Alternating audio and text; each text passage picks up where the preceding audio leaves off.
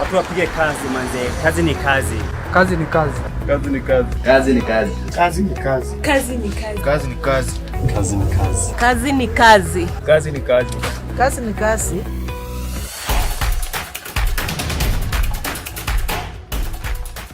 Kazi ni kazi. Kujidume vijana msiogope uchafu.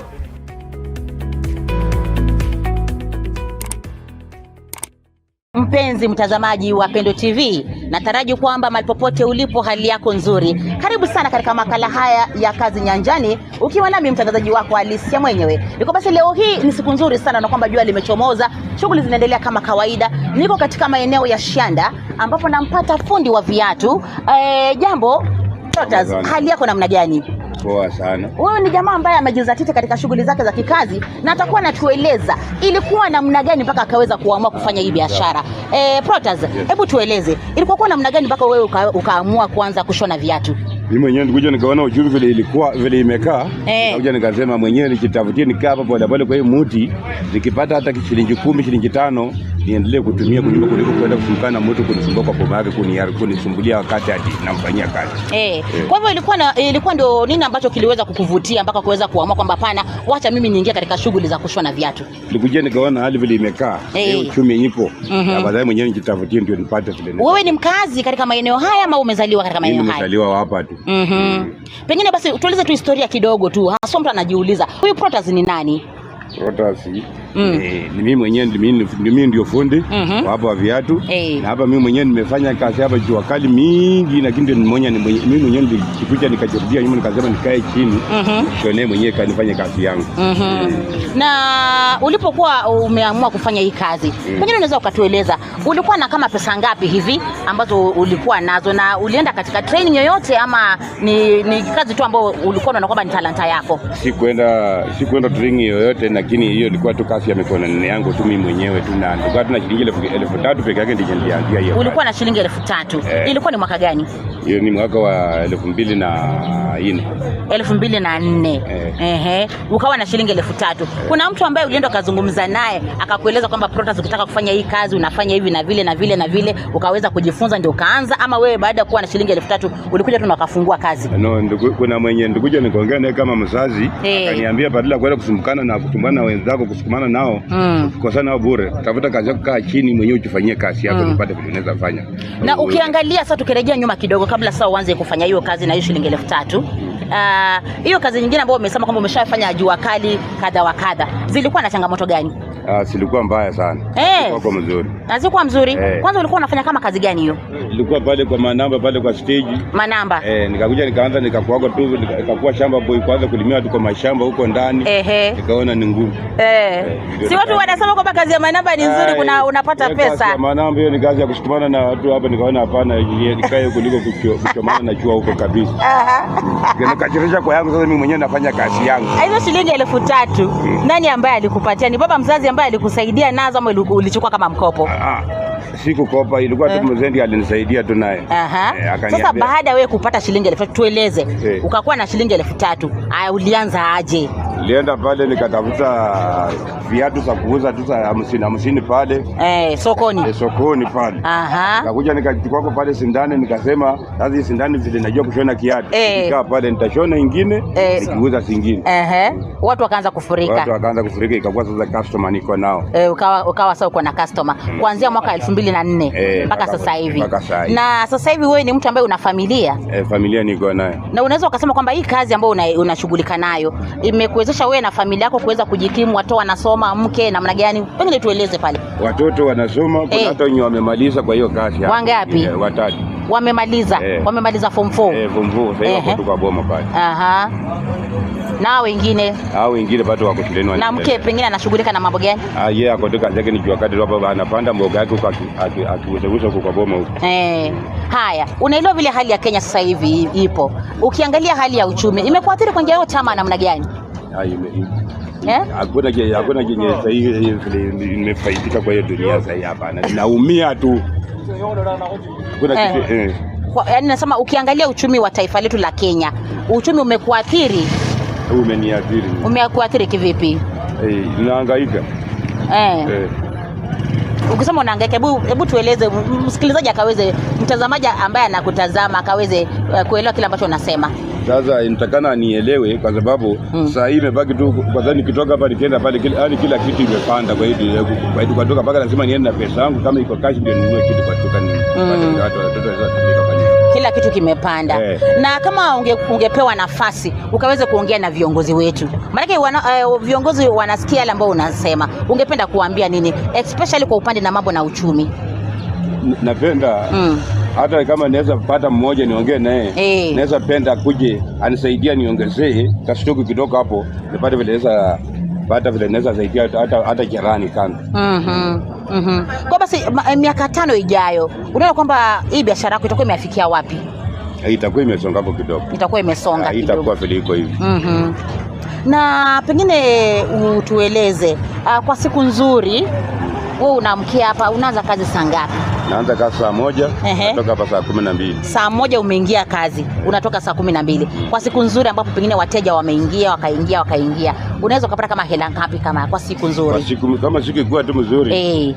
Nikiamka vizuri kifika basi kufikia jioni nitakana nikuwe na shilingi karibu shilingi 800 ama 1000 kwa mfuko. Kwa hiyo ni kwa siku nzuri. Na siku ambayo imedhoofika ijakuwa nzuri sana, hata naweza enda na shilingi 50. Hata shilingi 50. Kwa basi kwa biashara ni mambo gani ambayo umejifunza hasa katika hii biashara yako ya viatu? Kuna mambo ambayo umejifunza, ni mambo gani? Mambo yenye nimejifunza hapa yaani la kwanza ni kuelewana na customer. Kuelewana na customer. Yaani kuongelesha customer kwa njia nzuri, kwa sana na yeye. Lugha iwe safi. Lugha ikuwe safi. Ndio wenyewe endelee kufanya nini? Afuje. Alafu la pili ndio hili. Usipende kukosana mwenzako kwa sababu shida ni ya kila mtu, si ya mtu mmoja. Leo inaweza kuwa kwako, kesho iko kwako. Na nisione ukikuja kama umelemewa nikwambie enda, hapana. Itabidi nikufanyie, kesho mwenyewe ukikumbuka kufanya nini? Okay. Hayo ndio mambo ambayo ameweza kufanya wewe ukaweza kustahimili kazi yako. Kwa basi ukitazama kwa sasa kuna vijana wengi ambao hawana kazi. Kuna vijana ambao wamehitimu, wamesoma, wamemaliza, hawana kazi. Na kuna wengine ambao wamejiingiza katika mambo ya wizi, kufanya watu kuwaibia, kujiingiza katika mambo mengine ambayo hayakubaliki katika jamii. Wewe unaweza ukawaambia nini vijana kama hawa? Mimi naweza waambia wakitaka tu afadhali hata badala kwenda kuibia mtu, kuja hapa tufanye nini? Tusaidiane na yeye, hata nimwambie shona yako kiatu moja mimi shone moja, alafu apate cha kukula kwa nyumba. Kuliko kwenda kuibia mtu. Na unaweza ukasemaje kuhusu mambo na visa vya insecurity katika maeneo haya? Hapa visa vya hapa Shanda hapa kwetu hapa. Hapa. Kitu mimi nimejua ni kitu moja. Watu wenye wako hapa watu wabaya na askari hapa Shanda. Wakati unapata mtu akikuwa hapa mkora, wakishika wakipeleka pata kambiru unapata ametoka kwa nje. Mtaro wewe umeumia, umeipiwa, kila kitu umebaki hivyo. Kwa hivyo ungependa kuambia nini? Napenda kuambia wakuwe tuna roho moja. Mtu ukienda pale ukiwa na ripoti yako tumekosewa, tumeibiwa, wafanye nini? Wakuwe kuangalia maslahi yako, kwa sababu wewe ni binadamu kama yeye ndiye amengojea ulinzi yako. Usiende kula kuangalia aone kama wewe ni mtu mjinga. Sawa. Na kwa wale ambao wanadharau kazi, kuna baadhi ya watu ambao wanadharau kazi. Yeye hana kazi, lakini akiona mtu sema hiyo sio kazi, siwezi nikafanya kazi kama hiyo. Mtu kama huyu ungependa kumpa wasia upi? Mtu mwenye hapendi kazi, ukiambia mtu kuja atufanye kazi akikataa, mwambie tu vizuri huko nyumba, aenda achukue chembe, aende kwa shamba watu wakati uko nyumbani uko alimi. Niko kuja hapa kupora watu msitu kwa kiada hapa kitembea kwa mfuko. Hiyo ni makosa sana. Hiyo ndio mawazo yangu yenye niko nayo. Nataka sasa uzungumze na kina baba kwa ujumla, wale ambao wanakutazama kwenye Pendo TV, wanaona kwamba unashughulika na kazi yako vizuri sana. Watu kama hawa ungependa kuambia nini?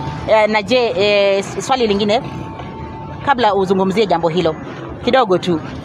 Bali na kushona viatu, je, pia unatengeneza viatu ambavyo ni vipi? Unaweza ukapima mtu viatu, kwa mfano unaweza ukanipima kiatu na ukajua size yangu na ukashona? Hiyo ndio kazi inaweza fanya. Hata ukikuja na mguu ukisema tu kiatu, hebu nishonee kiatu namba 8 namba 8, mimi nitakushonea kiatu yako nikupei yenye na kutosha. Unajua mpaka kushona kabisa kiatu vile unashona tu kama ni kipi tu, yani unatengeneza mwenyewe kiatu. Hivyo tu kama hivi. Okay. Kwa basi ukitengeneza kiatu kama hiki ushone tu wewe mwenyewe, uanze tu mwanzo mpaka mwisho utengeneze, unaweza kuuza kama pesa ngapi? Hiyo ni shilingi 1200. Kwa hivyo unaambia nini mtazamaji, unaambia nini wakazi katika maeneo haya na mtu yote yule ambaye anakutazama anauliza je, mimi nataka kushonewa kiatu? Hebu basi mwenyewe jieleze. Sasa hapo mimi nitaambia hivi, yule yeyote mwenye ananiona ama mwenye anaweza sikia maneno yangu, mimi mwenyewe niko hapa nakaanga kwa hapa kwa junction ya kwenda Mala wanaitanga Lekoil. Hapo opposite wanaitanga Msambarao stage. Hapo Botona hapo. Mtu akuja bado kuuliza tu fundi mwenye anaitwa Moi, utanipata kani kwa hapo, kani nimekaa hapo. Kuja nitakutengenezea kiatu yako vizuri. Chenye utataka nitakufanyia. Kama niko tu hapo. Hilo jina la Moi ndio jina la utani? Hiyo Moi yani. Ilikuwaje? Hebu tueleze. Hiyo jina ilikuwa tu wakati tulikuwa tunapatishwa pale, mwenye alikuwa anaenda pale kwa Mr. Ampani pale kwetu hapo. Sasa ikabidi watu yani wakaniita tu Moi. Kuita Moi. Moi sasa ikakuwa tu ni Moi. Kwa hiyo basi nashukuru sana kwa muda wako. Kama kuna lolote lile ambalo ungependa kuongezea, ukaweze ninaweza ongezea ni hili moja. Vijana wenzangu. Kama wanaweza ona mwenye hana kazi akuje tukaa hapa naye tufanye naye kazi. Niko tu tayari ya kufanya naye kazi. Mwenye hana kazi aingie hapa mahali pa kazi, ukae naye umfundishe kazi. Na asikue mkora. Kama ni mwizi abaki huko kando. Kama si mwizi anataka kufanya kazi akuje tufanye naye. Na kesho utamlipisha ama itakuwa ndio namna gani? Free of charge. Free of charge. Aje hapa akae umfundishe kazi. Nimfundishe tu bora ajue kazi, ajue vile anaweza pata, vile anaweza kula. Ndiko kwenda kuipia mtu. Tukimalizia tu, sipendi kuboronga mambo na siasa, lakini wewe ukiangalia kwa sasa hivi, ukiangalia serikali iliyoko kwa sasa hivi, kuna lolote lile lizuri ambalo unaweza ukajivunia? Hapana. Labda 2027 nikiwa mwenye atakuja mwingine labda anaweza kuwa na maneno mazuri, kwa sababu hata president mwenyewe kwa sababu yeye anasaidia. Kwa hivyo unajivunia kama Mkenya? Kama Mkenya mimi nahangaika. Okay. Kwa basi asante sana kwa muda wako Protas Bwana Moi, na kutakia kila laheri katika shughuli zako. Naona wewe ni mtu wa kujituma ambaye unashughulika hapa na pale. Umesema kwamba baada ya miaka 5 ungependa pengine kufungua yani stock yangu itakuwa imejiongezea, yani ikuwe kama imejiongezea kuliko kushinda penye. Na ukiongea na gavana wako, hasa biashara ndogo ndogo kama hii, ungependa kuambia nini kiongozi? Ungependa kama anaweza kuja akaweze kuzungumza na watu kama wewe, ungependa kumwambia nini? Gavana wangu mimi ndikide nitamwambia tu kitu moja. Gavana ni mtu wangu, lakini ye mwenyewe ni mtu mbaya. Akitoka kwake kule Horera, akipita kenda kazini, aangaliange watu hapa. Kazaka na mkono ndio inakuanga ndivyo akipita kienda. Hakuna mtu anasimamanga aongee na mtu. Akitoka kule akifika pale kuna watu wanaonanga pale kwa stage pale ndio wanapeanga pesa akipita kienda. Lakini hakuna mtu mwingine anasaidianga hapo. Kwa viongozi kwa ujumla, kwa wafanyabiashara kama wewe, ungependa kuongelesha. Lakini na ungependa wafanye nini? Akuja hata kidogo chako kasoko kidogo wa kuongeza stock unaweza kuweka afadhali. Hapo mimi sina neno. Okay. Haya, salamu kwa nani ambaye ungependa kumpiana salamu zako kwa siku ya leo? Naweza salamia kuna sister yangu mwenye yako pale Shinoi, mwenye anaitwa Monica. Mtaita bikina moja. Mwingine wako pale Mbita anaitwa Mazi. Mwingine wako pale Bugora anaitwa Pelina. Mwingine wako pale Uganda mwenye anaitwa Paudina. Wacha tu niachane nao watatu peke yao tu wametosha. Unawaambia nini wote hao? Naambia wote wakuwe na siku njema. Asante sana. Nashukuru sana kwa muda wako. Kila laheri katika kazi yako. Uendelee kuitegea Pendo TV, Pendo Radio. Kabisa. Iwe muonekana pale usije na watu wake. Unaitwa nani? Haya, salimu wale wapenzi wako ambao ungependa kuwasalimu. Njoo wasalimu basi, nakupa muda dakika 2 tu. Jambo. Unajulikana kama nani? Mimi naitwa Mr. Asman. Angalia kamera. Mimi nashinda hapa na Mr. Moi. Jamani mzuri sana upande wa kazi. Mimi nakaanga na yeye, huyu jamaa na shida. Mimi sina maneno mengi. Kwa hiyo basi salamu zako ambazo ungependa kupeana kwa kina nani? Siwezi sahau Mr. Blackie, fundi wa gari. Huyu jamaa. Wewe ni fundi wa gari? Huyu jamaa mzuri sana fundi wa gari. Anashughulika na gari. Unashughulika hapa na magari? Okay, Blackie, asante. Jamaa mzuri na maneno. Asante sana. Kila laheri. Endelea kuitegea Pendo. Tuko pamoja. Msambarao stage. Wakae salama. Watu wa Sambarao stage wakae salama na endelee kutegea Pendo TV. Shukrani sana msikilizaji wa Pendo TV. Tumeweza kuwa na wakati mwema. Tumeweza kuzungumza naye fundi wa viatu Bwana Moi ambaye anashughulika na kazi yake. Anasema kwamba mchagua jembe si mkulima, kazi ni kazi. Kila mtu akaweze kupenda ile kazi ambayo anaifanya, mradi tu akaweze kupata riziki. Umekuwa nami Alice mwenyewe endelea kuitegemea Pendo TV. Kwaheri kwa sasa. Thank you.